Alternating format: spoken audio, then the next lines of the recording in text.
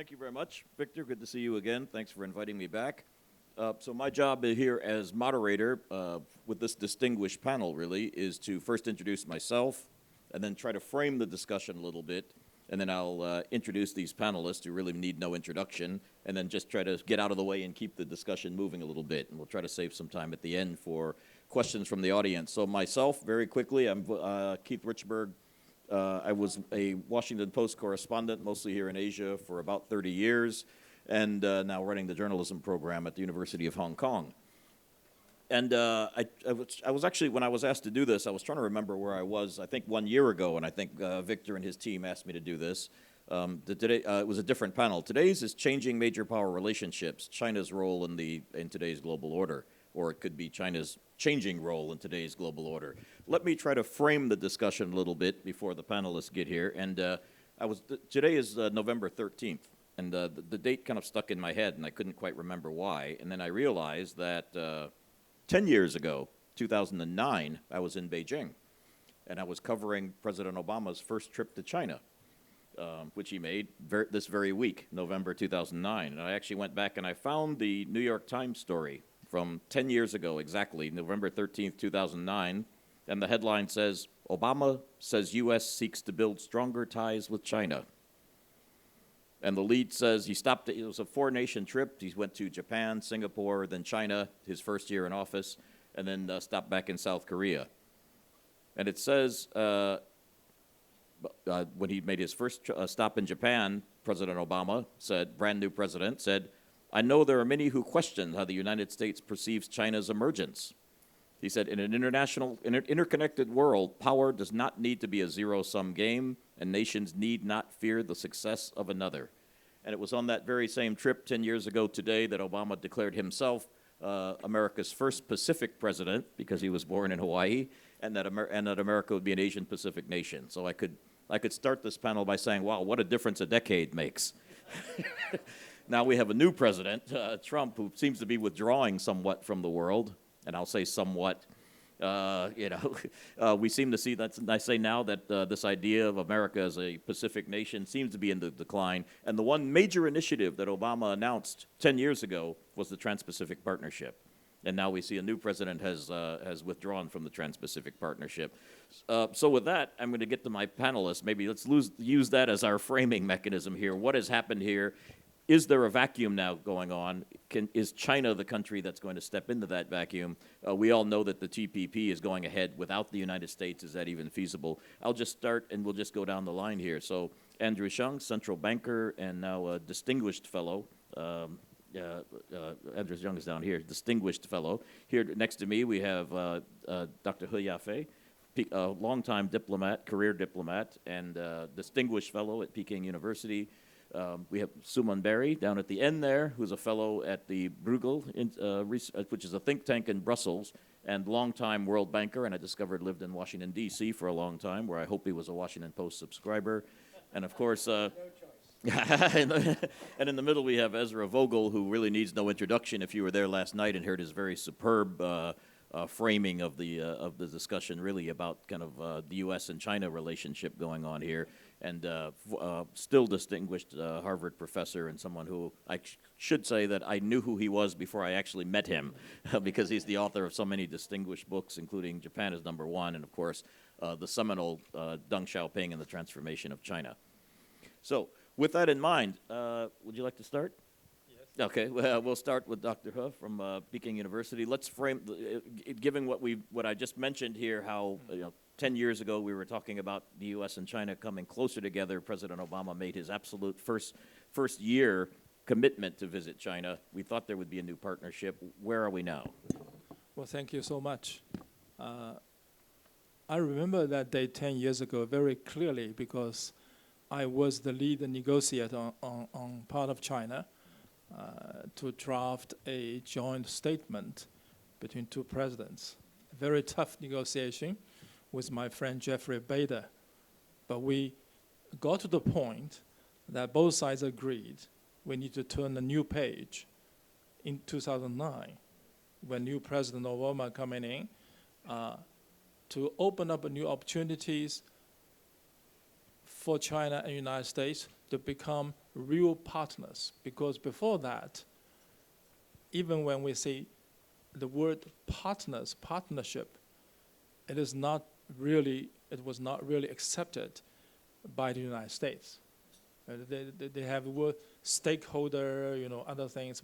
But when you say we are partners, or we are trying to build a partnership, that got Washington uneasy. They're not easy with that.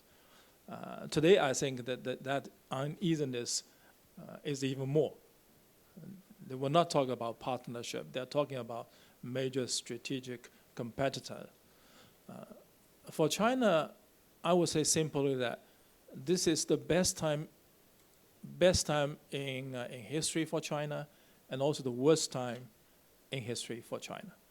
The best time, of course, after 40 years or so of reform and opening up, and become integral part of global supply chain. China has grown to be number 2 economy in the world, and has expanded its political economic influence, and also has some voice in global governance. I've written a book about it. The worst time, of course, it's much more complicated than 10 years ago, a much more dangerous world than 10 years ago. And China really is hesitant at this crossroad as what to do or where to go from now. Because one step ahead in the wrong direction might bring China into, some difficulties we might never be recovering from. So this is a highly, highly sensitive time for China. Several things. One is the growth of China and the reaction from the United States, the leading power of the global system. Unfortunately, China's growth and China as what it is today has worried the United States to such extent that they come up with the term of a major strategic competitor, shy of naming China as the enemy. Because I remember when, in my years dealing with U.S.-China relations, the favorable term in Washington for U.S.-China relationship is what they call strategic ambiguity. They don't want to say anything. They want to be ambiguous. If you press harder, they will say China is neither friend nor foe of the United States. Neither friend nor foe. So we really didn't know where we are today. Even today, even more ambiguous. But the reprioritizing of the United States' strategic focus or strategic threats, they consider China to be on top of that list, is very worrisome to China, because that put U.S. and China on a strategic collision course with each other. Michael Spencer just said, the geopolitical conflict or possible geopolitical conflict might disrupt economic growth, world economic growth. I believe it is happening. Decoupling, I believe, is not possible, but it is happening in some areas. It is already happening. It's not some fantasy. So the dangers are already in front of us. You call it gray rhino or black swan, whatever you call it. Another thing worries China is the anti-globalization movement driven by populism, nationalism, because China's progress, China's achievements has been in large part a result of China's close involvement in globalization. China becoming a part and parcel of global supply chain. So we worry very much if that trend is disrupted. Is globalization moving back to localization, to fragmentation, or to be hijacked by local identity politics? China will be in trouble. China will be in trouble. China has to look elsewhere but there was no elsewhere, only here. Globalization is almost everything to China. Certainly is the tech revolution, technology. Michael talked about digital economy. China is fairly, I would say, is making great progress in that aspect, in creating a digital economy. But the tech revolution is way ahead of us. We're trying to catch up.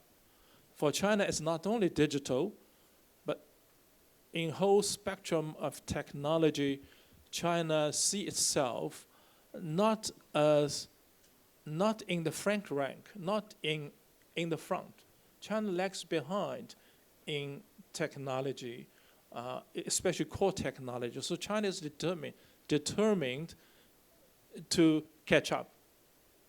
But that determination and the pronouncements of that determination to catch up with US, with other countries, has been viewed as an ambitious, assertive, aggressive even attitude of China in terms of geopolitics, geoeconomics.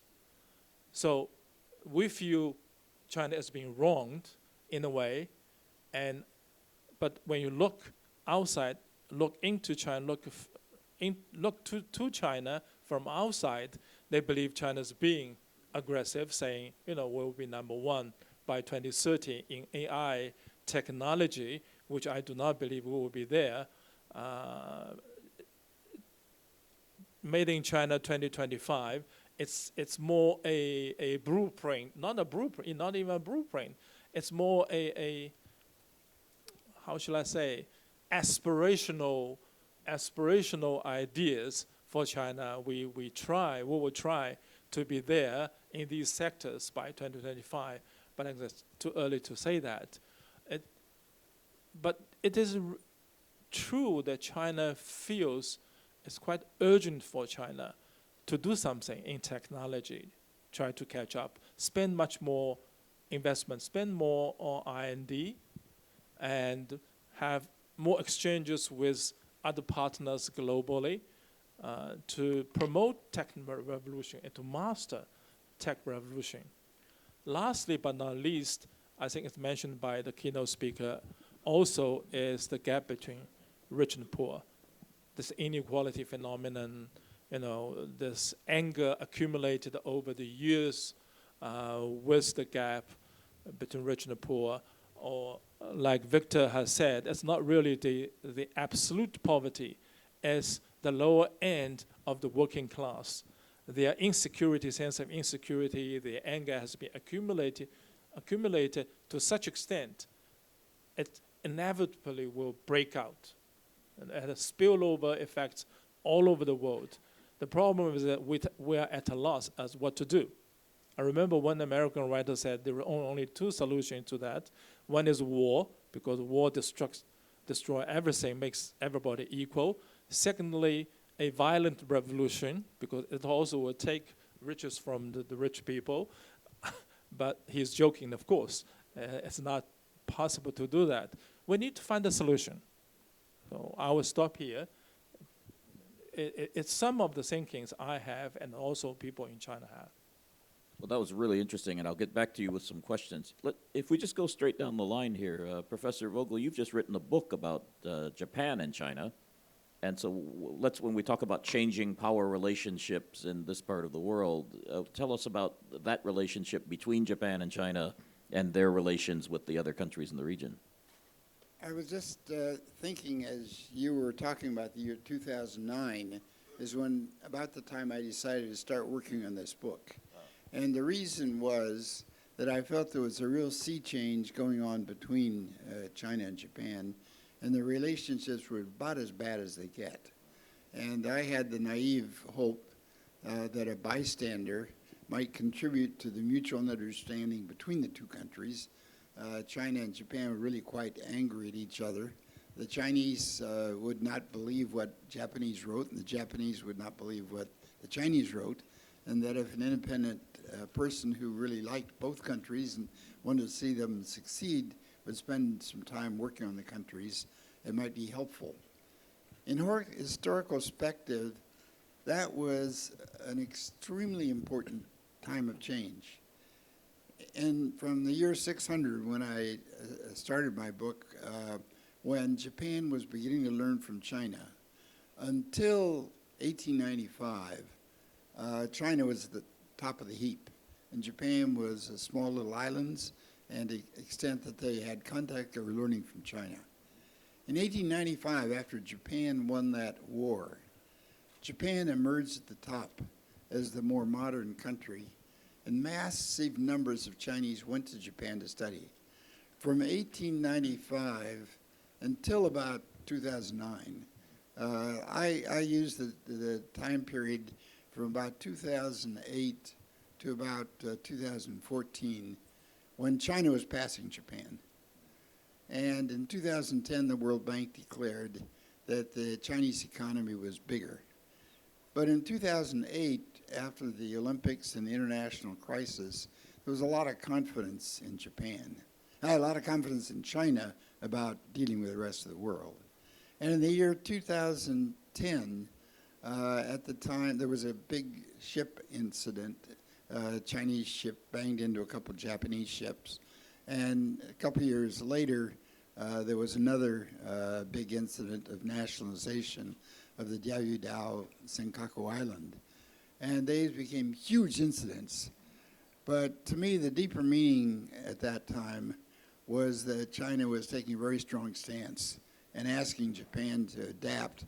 And the meaning was that the relationship between China and Japan, where Japan had been at the top from 1895 up till about 2010, was now changing.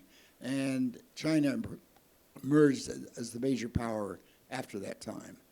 And we've now had a few years of trying to adapt to that new situation.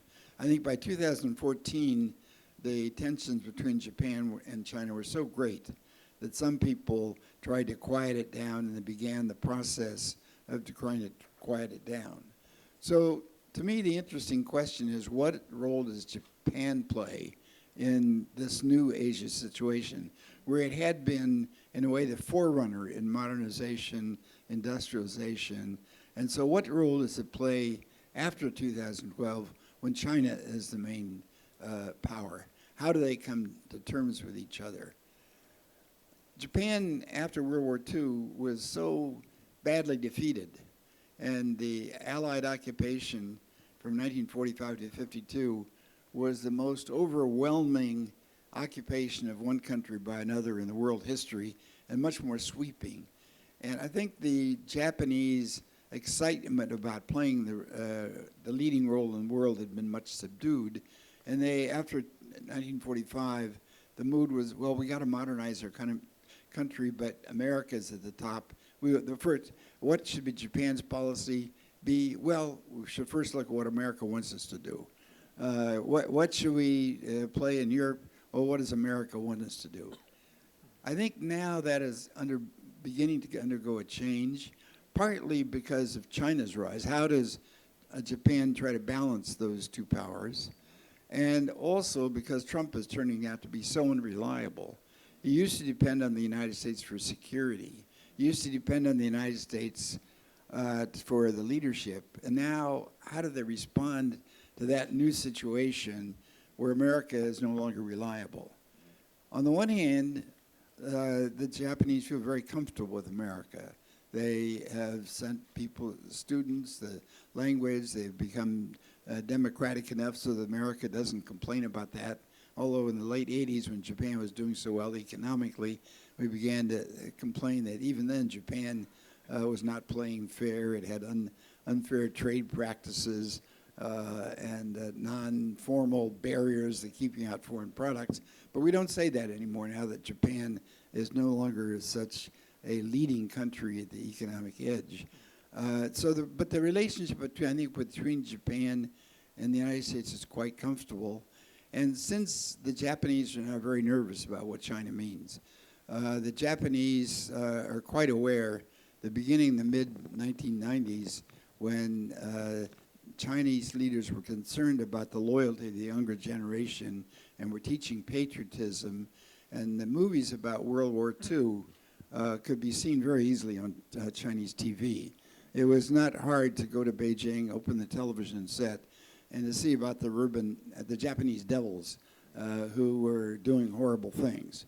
So if you were a Japanese at that time, the Japanese had a propaganda department in World War II, but they did not have a propaganda department in more recent history.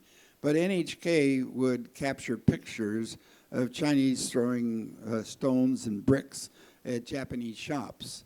And that was, quite effective. You didn't need a propaganda department to build up a certain amount of patriotism in Japan and a certain amount of worry.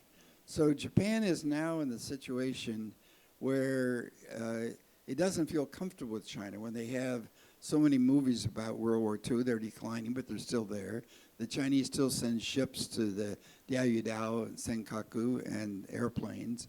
And the Japanese know that the Chinese military expenditures will be many times theirs, and as China continues to grow fast, that they can't possibly keep up. So I think the Japanese response is, we still have to look to the United States, but we have to begin to take a more independent role. And we're right now at a very interesting time. For next year, it will be 12 years since the top Chinese leader has visited Japan. Next year, Xi Jinping will be going to Japan. And I think that is going to be an interesting point. The Japanese, I think because they've been so dependent on the United States, they haven't developed the general capacity to do their own analysis. They have a lot of bright people, but if you say what Japanese spokesmen are there on the world stage who are real leaders, or have the Japanese ministries really played the role of being independent, strong organizations? They have a lot of bright people, but they haven't had that leadership perspective. And that I think one thing that's going to happen now is Japan is going to try to train more people who can take a more independent role in the world affairs. And I think that next year when Xi Jinping goes to Japan, there will be an additional push towards improving relations. In 1978, when just after Deng Xiaoping visited Japan, about 80% of Japanese had a favorable impression of China. When the incidents were going on from 2008, 2012, in that period, about 90% of Japanese had bad images of China, and the Chinese had comparable bad images of China. In the last 3 or 4 years, the Chinese attitudes have gone through quite a change. It's down to maybe 60, 70%. And part of the reason is there's so many Chinese tourists who go to Japan, and last year was 8 million. The Olympics next year in Japan could be well over 10 million. And when they go back, oh, these guys don't behave like the World War II soldiers. They're polite, they're nice, it's a clean place. It's a different place. And so I think that experience had quite a bit of impact. On the other hand, the Japanese are still very cautious. The pictures of Chinese throwing stones at Japanese shops in China, and the pictures of Chinese ships challenging Diaoyudao, Senkaku, are still quite worrisome. But I think in some ways, Japan can now play a role they've been dreaming of as kind of an intermediary. I think until very recently, the United States and China were so strong that they didn't need little Japan. Japan was dependent on the United States. But now I think that Japan can begin to think of playing a slightly more independent role. And because of the language and the history, the depth of cultural contact, I think that the Japanese, in a way, have never had the dream about being great friends of China. They've been more cautious about their technology being lost to China. And therefore, they're not quite as upset about China as we are, although they've been very worried. So I think we can begin to see Japan playing a slightly more independent role, a slightly more active role, and a little bit of a bridge, but also continuing to, for example, next year, I think there'll be improvement of foreign direct investment from Japan to China, and Xi Jinping will be able to say, well, maybe Trump as giving us a hard time, but now we're attracting foreign direct investment from Japan. So I think we'll begin to see a slightly more independent role, and one that I think can be really quite constructive in bridging that big chasm between China and the United States. Thank you. Well, thank you. That's really, really interesting. I remember that period very well because as Washington Post bureau chief, they asked me to buy a new car, and I bought a Toyota in Beijing because the price was really low. Also, that period that you mentioned then between 2008 or so and 2012, that was actually the growth of the internet and Weibo in Japan. So a lot of this sentiment was being stirred up online where netizens were being told to go out and, trash Japanese shops. And Andrew, you could put this in some economic perspective on China for us and maybe take a look back at China's economic model and how it's changed and how it affects their relations in the region. Thanks, Keith.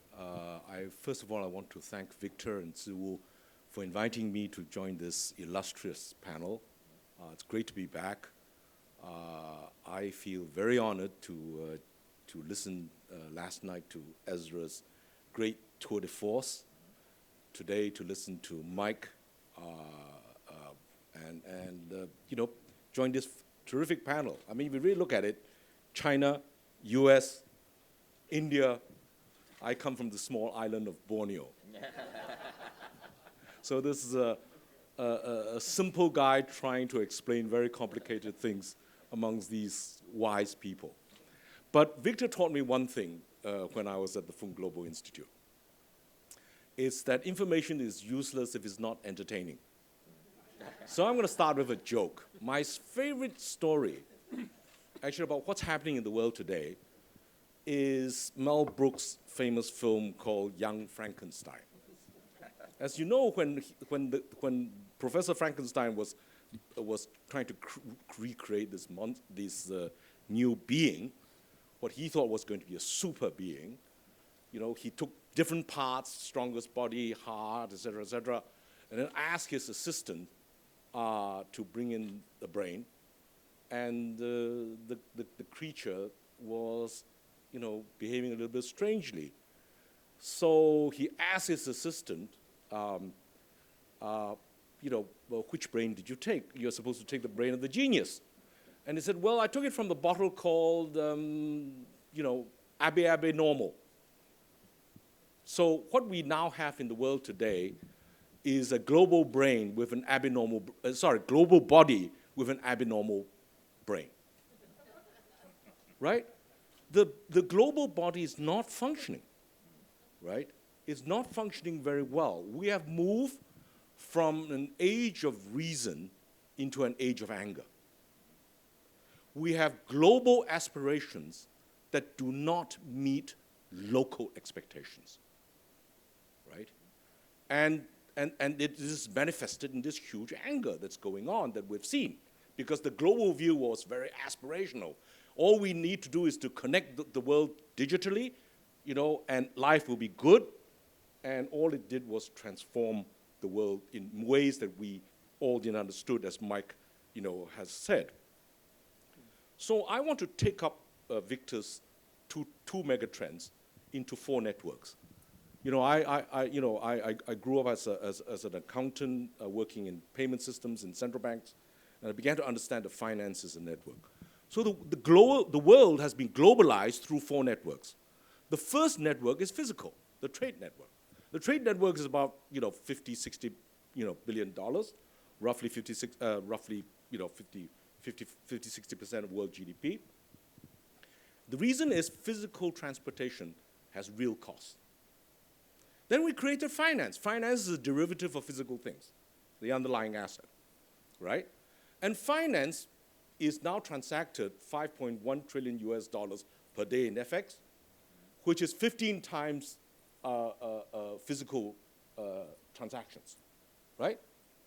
And suddenly, McKinsey put up this report in the last 10 years, digital data is not 15 times, 45 times growth and rising exponentially, right? And the reason is very straightforward. The cost of transferring finance is very minimal, in fact shrinking because of digital technology. But suddenly central banks discovered that the cost of creating finance is zero, right? QE is basically producing money at zero marginal cost. And if the cyber guys, the Bitcoin guys said if central banks can do it, so can I. So we now have cyber currency. And of course, the whole digital revolution is caused by this phenomenon that you can read, it's high cost to generate good information, as Mike says, but the marginal cost of replication and duplication is zero, right? So this is the third network. But it is the fourth network of people, because people comprise the physical, the financial, the intellectual, and when they move, that's when the emotion comes in. Because why are they moving? They are moving. If I'm a Syrian and I get $250 a year, and the Europe is going to subsidize me 10,000 euros per refugee, Andrew Sheng will be the first on the boat to Italy, right? It's economic. But that is not acceptable. That's not acceptable. So we now have this migrational identity issue that we all understand, including here, right? Including here. So how does that, imbalances in the world in which money can be created infinitely, right? We have too much debt, too much liquidity, and in the stage of huge anger, fantastic equity and bond prices. Just unbelievable, right? And so, the young are angry because the 1%, they feel that the future is rigged against them. And so we are moving from an old order of order, which was promised self-order, into an age of self-disorder. The young are saying, you are giving me rubbish, and I am angry, and I'm against you. Now, how does this play into this China-US thing? Let me put it in a very simple way. When I studied the Chinese economy, and I must say, like everybody else, I studied post-1978 China, I didn't understand it very well, but until I started reading the 1927 to 1978 economic thinking, and then I realized, my God, they come from a revolution, an age of transformational change. And for China to emerge into the modern world was so transformational, it had huge implications. And it comes through the network issue. Think about China. China actually created SOE utilities networks and basically then listed them. And then this is all state-owned, but publicly listed. And then what happened? They allowed that network to grow. The derivative network of Alibaba and Tencent grew above these public utilities. So the objective was private gain, but social implications on public utilities. They didn't allow the state networks to get into the Alibabas and the Tencents, the big techs. In America, it's exactly the same, except that the physical network is owned by the private sector, and then the Googles and the Facebooks lay on top of this. So actually, if you really think through what, basically all these four networks, what is this? What is it? What is it that is contrasting between Chinese thinking and American thinking? American thinking is about private sector. China is about the public sector. And it is about the individual versus society. It is about the node versus the link, right? America embodies individual freedom above all. China thinks about social networks, the importance of social ownership, private usage, social ownership, right? That's philosophically very, very different. Now, here is where the false binary has occurred. We are living in the age of false binaries. The theory assumed self-order, freedom will lead to self-order. It ended up with self-disorder. And we say it is right black or white, whereas actually life is an interaction between the two opposites. We are no longer looking at the net, we're looking at the iCloud. It is the interaction between the opposites, the individual and society. And so Mike put it spot on. We are living in an invisible revolution. Why is it invisible? It's because we, as economists, are trained to take factors, and we forgot, as Paul Romer said, the answer is in the errors and omissions. Right? The answer is in the externality. When economists say, these things we don't understand, it's an externality. It's something we have difficulty measuring. But we are living in the world of entangled networks. The networks cannot be separated from each other so easily. The difference in the Cold War between Russia, Soviet Union, and America was the Soviet Union was a closed circuit economy. It was not entangled with the rest of the world. The difference between China and the US and the rest of the world is that China is now so entangled with the rest of the world in trade, finance, information, and also people, cultural networks, that you can't easily disentangle. And actually decoupling, I'm sorry to say this, is too simplistic. It's not decoupling. It is actually how do you build the firewalls and the protocols which allow the flows to continue, but to actually permeate keep the good and exclude the bad. And that's something we haven't learned how to deal with this. So, I really, really want to say that I think, the Asia Global Institute, thanks to Victor, is spot on. This is not about talk global or act local. It really is that we need to rebuild the world at the local level, bottom up. No longer top-down perspectives, which are all talk and no action. We need to act locally. Thank you very much. Thank you. Suman, I'm going to ask you to put on first your India analyst hat and answer me a couple of things. First, I keep hearing this phrase when I talk to U.S. officials or I go to these types of conferences. It used to be Asia-Pacific. Now I hear Indo-Pacific. And as the United States pulls back, nature abhors a vacuum. Is India thinking that it can step in and play a larger role, since I keep hearing about the Indo-Pacific region now? Keith, thanks. But I really must start by thanking Victor and Jiwoo for having me back, this time on a panel. I've been privileged because of Victor's generosity to track this conference in Shanghai, in Harvard, then in Cyber City, and now here at the Asia Society.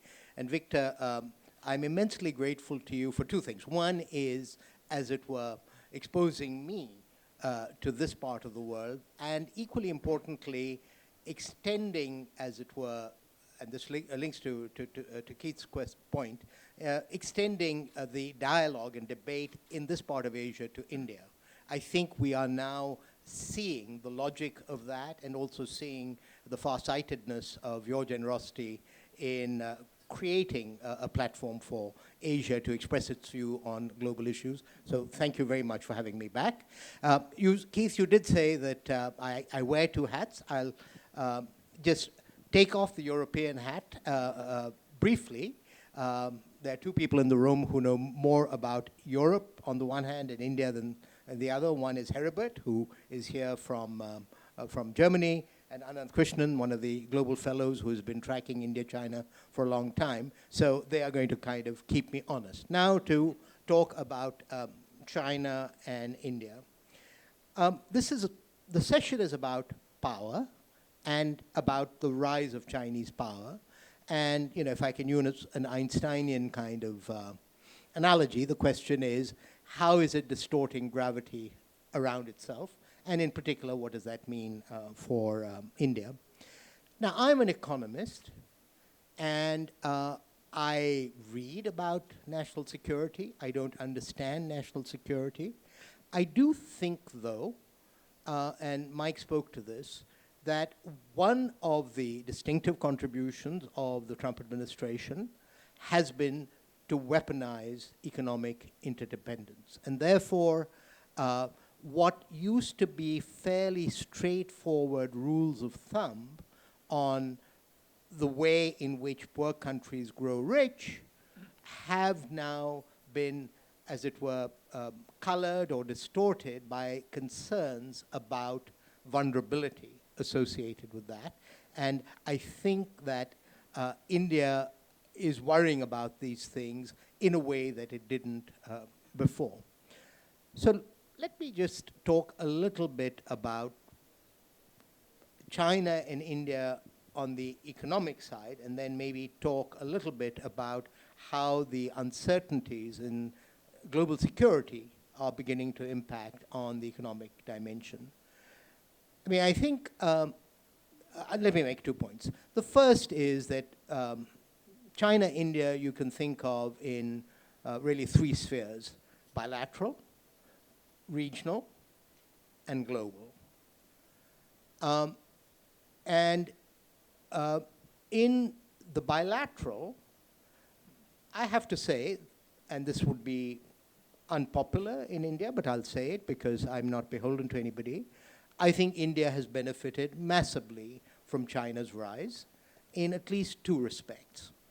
One is that it has lit a fire under India, and it has shown that a large, populous, poor country can actually make it, because there was, at the time of the success of East Asia, and before that the newly industrializing economies, the sense in India, oh, well, these are small economies, so those lessons aren't transferable to us.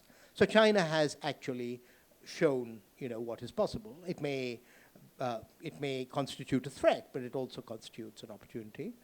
And that's my second point, which is that to be a neighbor to a large growing economy, if you get your domestic house in order, has to be an asset and not a liability. So on the bilateral, I would say that my sense is that the way that the official community in India, the Ministry of Economic Affairs, our Planning Commission, they are much, much more nuanced than our media. And I think that there is a great deal of constructive work that goes on. I also have to say that another bad export from the Trump administration has been this focus on bilateral trade deficits. So this has now licensed our private sector to say that, look, because we've got this huge trade deficit with China, it must mean that something is wrong. And this was one of the reasons why, there were many other reasons, but I think why India, the political establishment in India did not feel able to proceed at this time with RCEP. We all know that bilateral trade deficits are a nonsense indicator, okay? And actually it turns out to be very hard to get an assessment of what's happening on trade and services. So at a minimum, what we need to be focused on is what's happening to the overall trade relationship, not just merchandise between India and China. But secondly, there is such a thing as comparative advantage. So it's only against the background where you accept the narrative, which is now commonplace in both Europe and in the United States, that China's economic engagement is always reflecting strategic behavior, that you begin to worry about the wrong things. And I think, what I'm here to hear about is that so? Is it the case that China Inc. is engaged in global domination and everybody fear out? Or is it the case that, as with most economies, they are decentralized actors trying to maximize, as it were, their welfare? And at that level, what's going on between India and China is basically positive. I mean, there's a lot of private investment going on, because these are natural complements. I mean, we are saving short, China is saving surplus, we are young, they're old. Both societies have the capability of innovation. So Asia as a whole, I believe, would gain through greater integration of the Chinese and Indian economies, but those are not widely held views in my country, and I know I'm speaking in an open forum, so I expect the Twitterati to come after me. Just two final points, two other arenas, and then I'll close. One is the regional dimension. And here, I guess, the two, as it were, symbols are Belt and Road and RCEP. And what is manifest is that in both cases, India has chosen not to dance for whatever reason. And what is, I think, less well noticed is the amount of attention that China has put into trying to engage India in both Belt and Road and in RCEP. I don't know quite what the motivations are. I don't know if Ambassador He will be able to enlighten me. But it is, to me, another sign of the complexity of the diplomatic and economic relationship between India, a complexity, as I say, that our media doesn't always pick up. And let me, because I think I'm sure to have exceeded my time, just make two final points. I think, particularly for this audience, which may not track India as closely as they track China, and obviously because China is a much more important economy and a bigger economy, let me, and this is not to defend my government, but just to make the point that India is in the middle of a major political revolution with a government which is, even after 5 years in office, still, as it were, figuring out its engagement with the world. Now, obviously, Prime Minister Modi has been a very energetic diplomat, but they come from an ideological background which is essentially nationalist and nativist, and so there's a big sales job to be done in India about why engagement with the outside world is important. The second point I'd make is that we used to believe for a brief decade, not all, that economic convergence was something that poor countries to look forward to. And if it is the judgment, or if it is the case that the attitude of the United States towards China is a bellwether of a kind of decoupling which will make convergence much harder than we had hoped, then that has major implications, first for India and then for Africa, and to work together in the G20, in global fora, to make sure that the promise of convergence is not frustrated forever. I think that's a very important joint project. Thanks. Well, thank you. Those are all really interesting presentations. I've got, as a journalist, I believe in deadlines, so I do have one eye on the clock ticking here, so I'll make sure we get out in time. But I'll have one follow-up question for each of you. I'll start with you, Professor He. You seem to allude to in your talks, and I don't want to put words in your mouth, that when China announces, for example, they want to lead in AI, that's met with some suspicion. And that's a little bit of also what Suman was saying, that when China goes into its Belt and Road Initiative, et cetera, there's always some suspicion. What do they really want? Why do you think that is, that China's motives are always met with some suspicion? Or in America, where you know very well because you live there, there's always the suspicion that China really wants something else, or China's not telling us their real motive. How can China get beyond that? Well, for China, it's at the very beginning of opening up a reform in the late 70s.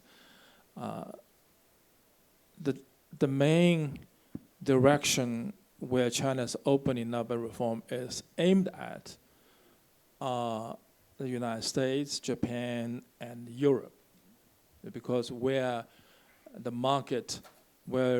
was the market, big market, consumer market, where you can export Chinese goods, and also you can have capital and technology, which are necessary for China's economic growth. So at the very beginning, that's the focus. But when China grows and grows, it becomes more comfortable with its opening up of reform, and China realizes that it is lopsided. It is lopsided to only focus on the United States, Japan, and Europe. They are still very important, but we need to strengthen South-South cooperation. Because from China's perspective, the world will never be safe. The world economy will never be healthy if there is a permanent divide between developed and developing countries. The two categories should be, in China's eyes, should be more blurred than ever. We should all converge towards the middle. Therefore, China has been thinking, what should China do? One is China has some experiences in developing or in growing our economy, make the most populous developing country, move it ahead to become one of the not advanced economies, but fairly developed economies within a short period of time. So with India, we do wish India will be like us, will move together. Because from my diplomatic experiences, China and India have so much similarity internationally. We agree on almost every issue on international issues. We vote the same, almost same. So if China and India can move up economically together, we do not know whether our experiences will offer something valuable to India. That's why we try to engage, do our best to engage, to overcome suspicions on the part of India about China. And people believe that China might be worried about India getting closer to the United States. You know, in reality, not that much. Not that much. We do not believe India will be manipulated totally by the United States. India is a much more independently thinking country. And on technology, you're asking why the United States views China's tech progress as a threat. I believe it has something to do with the mentality or mindset of the United States viewing China as different. If what I heard from Professor Vogel was right last night, is the instinctive reaction to China as them, as the bad guys, as the commies, as the communist parties. It's instinctive. It has been bred into their blood, young generation, old generation, for many, many years. The suspicions are very deep. And when China comes up in the eye of the United States to threaten the tech superiority they enjoyed for so many years, which is one of the pillars of American dominance in the world, they are worried. They're worried. And they're worried that China will do differently, will disrupt the tech order, will take over U.S. position, replace or displace United States. I had a conversation in Beijing with Larry Summers talking about replacement. And China will never replace the United States. One, is not able to replace. Second, we have no intention to replace. It's a big, huge burden to carry.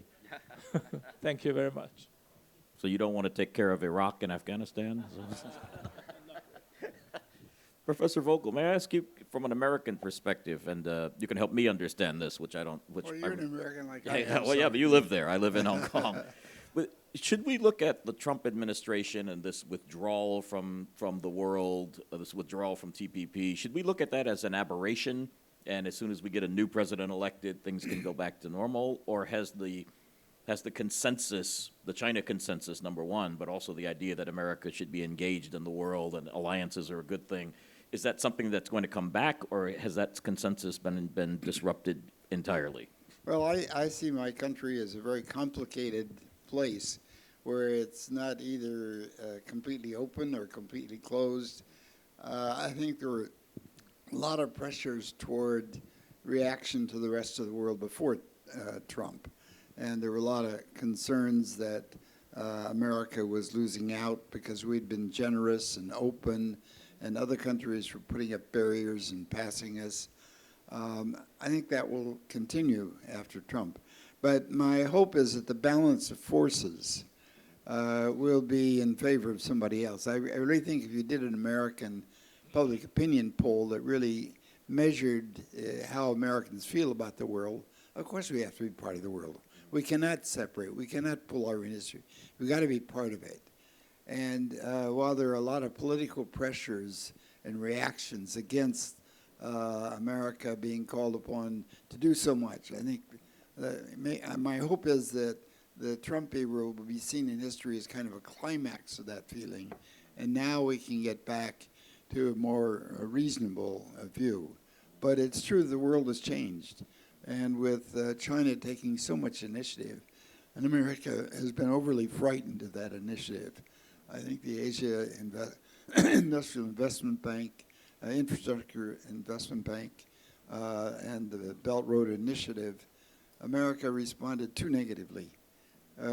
We should be in there working and cooperating with them. It has images of our Marshall Plan, and I'm sure there are people in China who would like to see their military begin to take a bigger role and use those initiatives to build up a military. But it need not be the primary goal, and would all be so much better off if we could work together cooperatively in those projects. And Asia does have big infrastructure needs that the World Bank and the Asian Asian Development Bank cannot meet. So China's helping, correct? And Africa and Africa. Yeah. Andrew, when you talked, you mentioned that obviously this is an interconnected world and there can't be this kind of decoupling. Do you see the United States under the Trump administration trying to say to the world, look, you have to choose American technology or Chinese technology. You have to go with Apple, you have to go with Huawei. Do you see the world coming towards this kind of what people are calling a future digital divide? Well, coming from the island of Borneo, we are orangutan, which means the jungle creatures. And we recognize an alpha in the whole system. In very simplistic terms, we see America as the alpha. And America not only is the alpha, it sees any alpha wannabes needed to be kept down, right? So America thinks, China's a alpha wannabe. India is the other possible wannabe, right? Japan, we've already beaten back that wannabe, right? And then, but there's the other, the world is now 1.3 billion. Asia is 1.3 billion. 1.3 billion in China, 1.3 billion in India, 1.3 plus billion Muslims all the way from Indonesia, even to Africa. And don't underestimate, the power of religion. So, these are issues that are extremely complicated, and that's why I like to use the word entanglement. We are now entangled networks that we can't disengage from each other. And what, I don't want to comment on, U.S. politics or, U.S.-China, but the problem is, when you're dealing with alphas, particularly for us small orangutans living on the trees, don't ask us to choose. Right? Don't ask us to choose. We will be friends with you, we will compete with you, but we just don't want to choose. Let's all live happily up amongst the trees. Good answer. And Suman, just quickly before we get, because I want to have a couple minutes for audience questions. Suman, could you take off your India hat for a moment and put on your Europe hat? Because the one thing we haven't talked about is the European Union, the EU. Do they have a role to play in this part of the world? Well, they already have this ASEAN ministers. Let me put it this way: let me make 2 or 3 sort of random points, if I could, Keith. I think the first point is that in the way that the politics have resulted in Trump and his predecessors, maybe even Obama, not stressing the returns to the hegemon, which have been huge, and which are now being squandered through the weaponization of the financial rents, etc. Similarly, in Europe, I think Europe is paying the price of Germany's political class not conveying the benefits to Germany of being hegemon. And so you're getting this utterly kind of puerile discussion in the ECB and the costs of the euro and stuff like that. So, I think Ambassador He already talked about the burdens of being number one. He's right. But there are returns as well. And I think, a question for the whole day is it true that the burdens for the US now outweigh the benefits? And, I think we keep talking about the loss of credibility associated with the global financial crisis, and Andrew's the expert on that. But I do think, and Keith, you would be more on top of this than the rest of us, I think these unsuccessful long wars have taken their toll as well, okay? So I think that has damaged the sense of optimism, which is a part of the U.S. mindset, as I say. So Europe, I was going to say that they have obviously been shocked by what the Trump administration has done, or threatens to do on NATO, has done with the climate change negotiations, is doing to undermine the appellate procedure at the WTO. And it was summed up by Merkel basically saying, look, we trusted the US, but now we've got to go it alone. And they too are now, including in their relationship with China, as it were, beginning to integrate national sovereignty and economic security. And I think if you like, the defining moment was America's withdrawal from the JCPOA with Iran. Europe wanted to stay in, but European firms, particularly Total, were so terrified about US sanctions that even though secondary sanctions were illegal under European law, Europe found it could not prevail. So I think Europe is in exactly the kind of churn as the other powers over here. I don't know if that's responsive to your question, but... Yeah, well, thank you. And we've got about 4 or 5 minutes for a couple of questions to these very distinguished fellows. And I say fellows, meaning that we apologize, we don't have a female on the panel, but that was our mistake.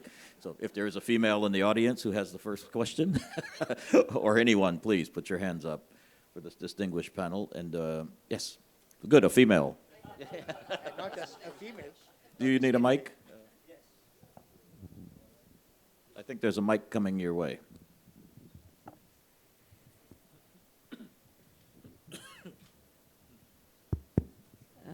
If I may ask a question to anybody who cares to answer about India and why it decided not to join RCEP.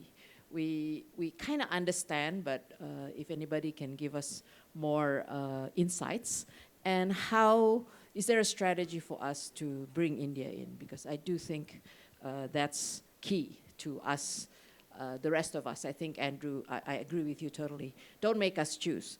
And not making us choose means that we need to create the platforms that continue to engage the US and China, but the rest of us move on.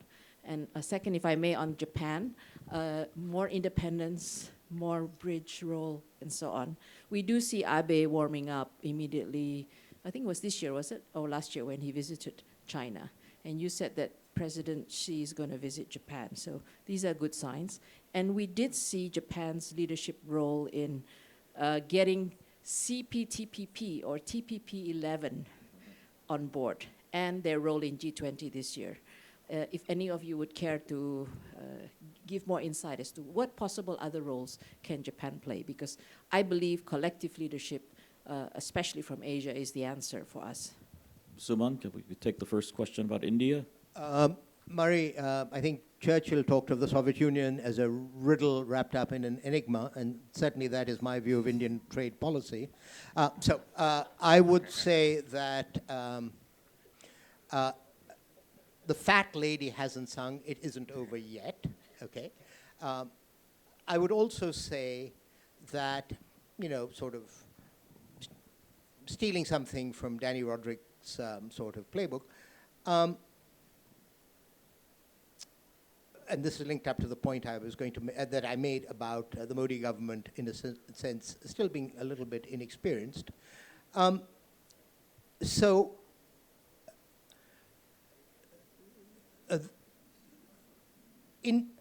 mean, you were closer to the negotiations. I'm told that India sort of behaved a bit Boris Johnson-like through all the negotiations. But I think that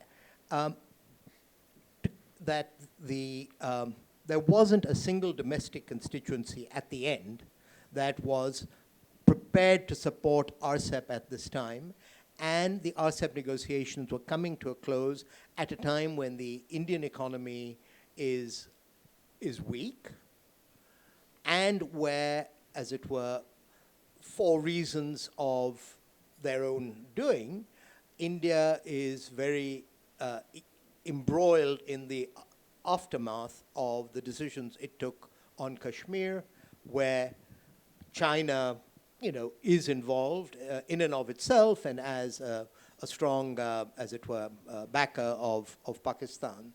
So the optimist in me hopes that this is a question of, as it were, grandstanding for the Indian public to say, look, we stood up to, you know, to kind of get the best possible deal, and that in due course they will be able to say, well, the other 15 actually heard us, China heard us, and so we are, you know, we're willing to proceed. I shouldn't take too much time, but let me just make the substantive point, though, Murray, which is that it's not completely, if you like, outlandish for India to argue that, look, everybody is after us to open up on agriculture and merchandise. Nobody wants to really open up on services. And, you know, those are our offensive interests. So why should we, you know, give up the leverage on the services side? Because once we're in the deal, then, you know, that's stuck. Slightly incoherent, nobody quite knows, it's all been fairly closely held, but my hope is that this was more about political timing in India, domestic political circumstances, rather than a strategic decision. And a word on Japan?